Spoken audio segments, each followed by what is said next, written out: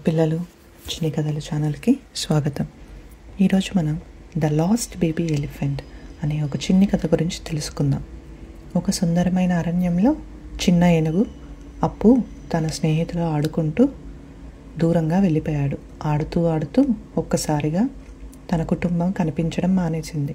అప్పుడు భయపడి అమ్మ ఎక్కడా అని అల్లాడిపోయాడు. ఒంటరిగా ఉండిపోయిన అప్పు దగ్గరకు ఒక రంగుల చిలుక, ఒక చిలిపి కోతి, ఒక తెలివైన తాబేలు వచ్చాయి. వాళ్ళంతా నవ్వుతూ, ఎందుకు భయపడుతున్నావు అప్పు, మేమున్నాం కదా, నీకు సహాయం చేస్తాం అన్నారు. అందరూ కలిసి ప్రయాణం మొదలుపెట్టారు. నదులు దాటారు, కొండలు ఎక్కారు, అడవిలో వెతికారు. చిలుక ఎగురుతూ దూరం దాకా చూసింది. కోతి ఆటలతో అప్పును ఆనందపరిచింది. తాబేలు జాగ్రత్తగా దారి చూపింది. చివరికి చిలుక ఒక సరస్సు దగ్గర అప్పు కుటుంబాన్ని కనుగొంది.